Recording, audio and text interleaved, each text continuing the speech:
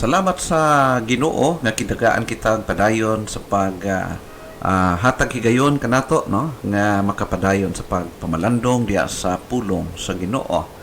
Padayon kita nagatanaw karon mga higala o suking na tigpaminaw, mga tigpaminaw diya sa radyo, sa ato mga Facebook friends. Nag-study kita, nagatuon kita mahitungod sa mga ehemplo, mga modelo nato sa atong pagkinabuhi o kita man usab ingon nga mga model ngadto sa uban. We are now here in examples worth following 5. Now, ang pangutana karon nga buntag alang kanatong tanan, alang kanimo higala, whose example are you now? Ha?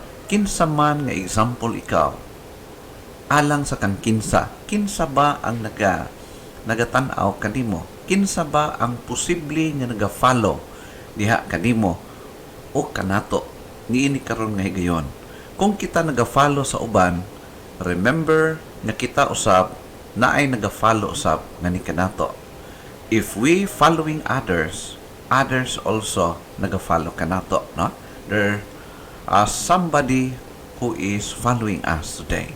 Now, atong sabton pag maay kini in order nga magkinabuhi kita nga tama diha atubangan sa Dios o atubangan sa tanan nga nagatanaw sa kanato. Ang imo bang pagkinabuhi naga-follow ba ikaw? If we follow the example of the Lord Jesus Christ, nagakinabuhi kita base sa pag example, ehemplo nga gihatag kanato ni Ginoong Hesukristo. If we follow the example of Apostle Paul, ang pagkinabuhi ba ni Apostle Pablo nga mabasa nato, mao ba ang atong ehemplo nga gina-follow? If we follow the example of those who are faithful Christians, the question today is, whose example are you now? Whose example are you now? Kang kinsa ka naging example or kinsa ka naging model as of today, this day, karon nga panahon, kinsa ang naga-follow kanimo? Now, ang 1 Thessalonians chapter 1 verse 7 nagingon, so that you were examples to all that believe in Macedonia and Achaia. Now, ato makita dinhi sumala pa ni Apostol Pablo kung unsa ang iyahang remark, unsa ang iyahang komento ngadto sa mga Kristohanon sa Tesalonika nga ato makita makaplagan nga despite sa ilang sufferings, despite sa grabe gyud nga mga kalisdanan, despite sa mga eksperyensya nila because of their persecutions, they were persecuted by the enemies of God.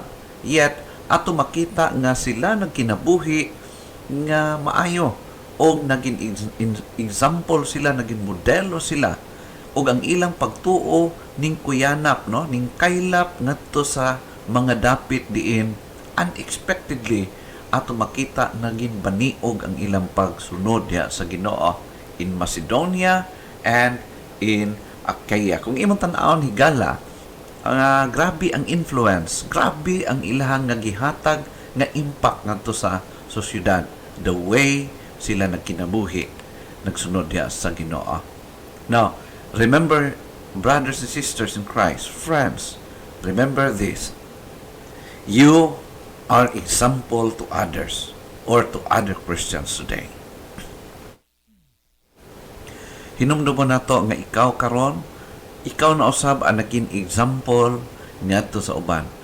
Kung daghan mga Kristohano naging model nato, nahimo nato nga gikopyahan, gi-imitate ang ilang pagkinabuhi, remember, today, you are now example to others.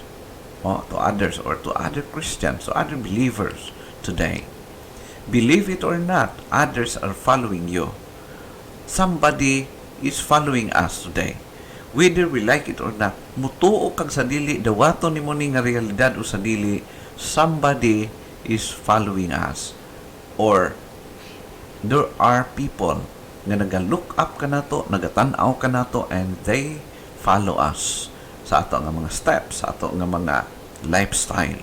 Therefore, atong sabton pag maayo, we are responsible para usab ngadto kanila. Sumala sa 1 Timothy chapter 4 verse 12, it says, "Let no man despise the youth, but be thou an example of the believers in word, in conversation, in charity, in spirit, in faith, in purity."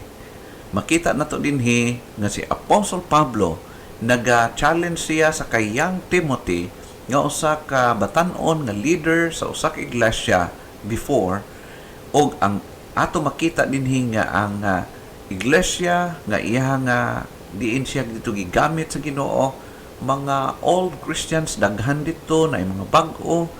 Kung atong tan-aw ni gala nga bata pa sa Timoteo o may possibility nga di siya tuuhan, dili musunod sa iya ang mga membro, pero ato makita ang advice ni Apostle Pablo ngadto kaniya nga unta siya maging example ngadto sa tanang magtotoo in word, in conversation, in charity, in spirit, in faith, and in purity, referring to his lifestyle, no, sa iyang attitude, character, nga unta maging example ngadto sa uban, maging example, maging modelo ngadto sa uban. Remember that we are, or you, your brothers and sisters in the Lord are following you. Naga-follow sila diha kanimo, ang imong mga kaigsuunan diha sa pagtuo, whether we like it or not. Mao kana ang realidad. Those who are babes in Christ are following you, and even those older Christians are following you. This is the reality today. Daghan mga tao nga nagatan-aw kanato even sa ato nga pagkinabuhi, no? So is usa pa ka quotation nagingon, "I'm just doing what the other ones are doing." No? Ingon ani ang sitwasyon nga kita ang nagauna og somebody naga-follow kanato, na kung ang ato nga ehemplo, ang atong pagkinabuhi dili eksakto diha tumbangan sa Ginoo, kung mahitumpawak kita sa judgment sa Ginoo, kung mahulog kita, kung asa kita nahulog, daghan usab ang mabiktima usab uban kanato, no? Kay naga-follow man sila sa ato nga example. Now, for this cause, we should be mindful of our example to others, no? We should be mindful of our example to others. Ingon sa Titus chapter 2 verse 7, nagingon, in all things showing thyself a pattern of good works, in doctrine showing uncorruptness, gravity, sincerity, no? Okay ni siya ito makita nga ang word, a pattern of good works. Mahimo kitang pattern, mahimo kitang sumbanan, mahimo kitang sumbanan sa mga pagbuhat nga insakto, tama, good works in the sight of God. Nga unsa ato ang doktrina nga nahibaluan, ato nga gipakita nga dili ta corrupt sa atong nahibaluan. Gi-practice nato kung unsa ang atong nahibaluan diya sa Biblia. No? Gravity and sincerity. Sincero sa pagklase nga pagpangalaga. Dili ka nang murag depende lang. No? Dili yun. With sincerity. Now, ikaduha, you are example to young children. You are example to young children. Now, atong hinumdumon that children naturally look up to their parents. Ang mga kabataan nag-look up sa ilahang mga parents. Kung ang ilang parents nagapang himalbas, bisan sila wa pay balbas, nagapang malbas pod sila. Naga-follow sila, naga-look up sila ngadto sa ilang mga parents. Children are naturally proud of their parents. Bisan pa gani usay mali ang ginahimo sa parents, ang ilang mga kabataan proud sa ilang mga parents, no? Gina-idolize nila ilang parents naturally. O children are naturally and easily be influenced by others. Mao kini siya ang nature sa mga kabataan sa atong panimalay o bisan pa man ang mga bata diha sa iglesia. I'm not referring sa mga edad, no? Of course, physically tinuod ka na gyapon sa mga kabataan, but in spiritual aspect, daghan mga kabataan diha sulod sa atong iglesia nga naga-follow sa nag-una niya. Ang gi-follow pod wala pod nag-grow, naging immature pod, so therefore nagdaghan ang mga immature diha sa iglesia, no? For this cause, we should be mindful of our example upon the young ones. Diha sa iglesia maging mabinantayon kita tungod kay daghan nga mga katawhan diha sa iglesia physically immature and spiritually immature. They are following our examples. Ingon sa Matthew chapter 18 verse 6, "But whoso shall offend one of these little ones which believe in me, it were better for him that a millstone were hung about his neck, and that he were thrown into the deep of the sea." So ato makita si bisan kinsa nga maka-offend, makapandol sa usa ka gitawag og little ones, immature one, which believe in me, referring to a new believer, and an immature believer in Christ. Ingon pa siya, kung kinsa tong makapandol kanila, mas maayo pa niya nga tawhana nga higtan o galingan ang iyang liog, hinggalingang bato, o ihulog na to sa kailadban sa dagat. No? But pasabot higala nga seryoso ang Ginoo nga naga-deal ka nato, naga-warning ka nato nga maging careful kita samtang ang uban nagatan-aw usab kanato as we follow the example of our ultimate model, and that is the Lord Jesus Christ, and as we follow the example of the apostles and other faithful believers, kita pod maging careful because there are so many people around us that are following us also. Mao kana siya. Ikatulo, you are example to unbelievers or to non-believers.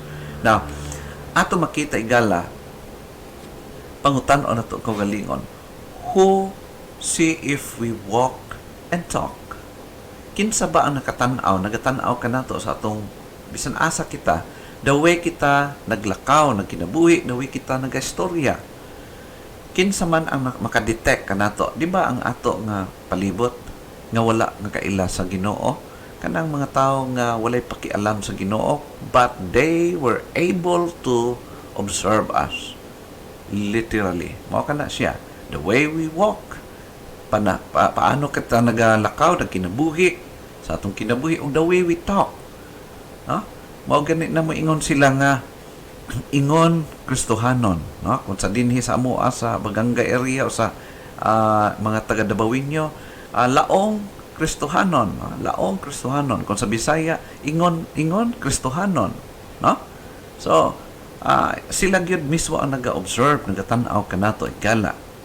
Who often gauge the value of following Christ by our example. Kinsa ba ang nagasukod kanato o nakakita sa value sa atong pag-follow kay Kristo? Kung ang atong pag-follow kay Kristo gadula-dula lang ta, sila pod nakatan-aw nga dili ka seryoso o labaw na nga dili sila ganahan mo follow sa pagpangalagad sa Ginoo. It's because ikaw gani wala naga-follow, kita wala naga-follow og tarong. How much more sila? Paano na to sila ma-challenge sa pagsunod sa Ginoo if wala na to gi-value ang pag-follow diha kay Kristo? Who judge the church by its members? Di ba ang palibot, mga katawhan, nagabantay kung unsa the way nagkinabuhi ang mga miyembro sulod sa iglesia? It's because that is the reality. Kita mangod ang mirror. Kita ang ginatawag og living letter, no?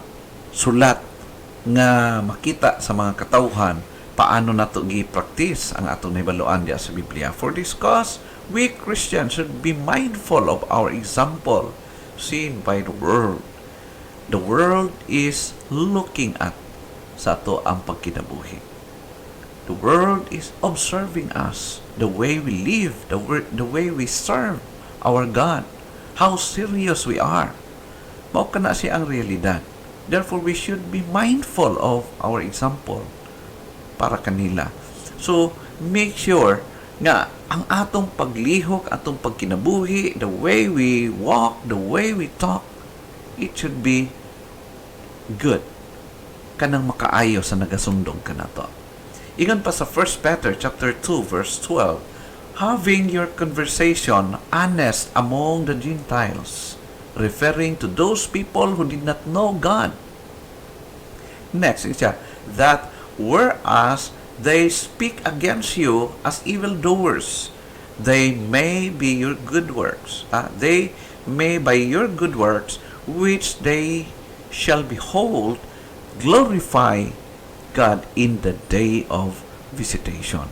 So, bisan pa katong mga tao nga wala makailag Dios nga nagbutang-butang og dili maayo nga sulti diha kanimo, nagapasangil kanimo sa paghimo og dili maayo, og ikaw nasayod nga nagbuhat ka unsa ang tama, og pinaagi sa imong pagbuhat padayon sa maayo, pag hold on diha sa pag-alagad sa Ginoo, someday they will glorify our God in the day of visitation, referring to the judgment nga gisulti sa pulong sa Ginoo.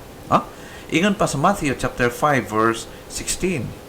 Klaro nga nagsulti si Ginoong Hesus, let your light so shine before men, that they may see your good works, and glorify your Father which is in heaven.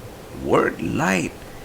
Show your light to them, referring to our good works. Sa atong pagkinabuhi, sa ato lifestyle, sa ato nga attitude, character, the way we serve our God. Whose example are you? You are example to other Christians, referring to your brothers and sisters in the Lord who are following you. Number 2, you are example to young children or to babes in Christ. Also, sa mga bata pa diha sa pagtulunan sa Ginoo. And you are example to unbelievers also. Those older Christians are following you. O bisan pa man sa mga tao na wala pa makaila diha sa Ginoo. Hinaot pang gi-bless ikaw sa pulong sa Ginoo. Higala ang awhag o panambagon gikan sa pulong sa Dios. Maging careful kita sa pagkinabuhi. Niining kalibutan na, it's because daghan ang naga-follow kanato. Whether we like it or not, believe it or not, somebody is following us.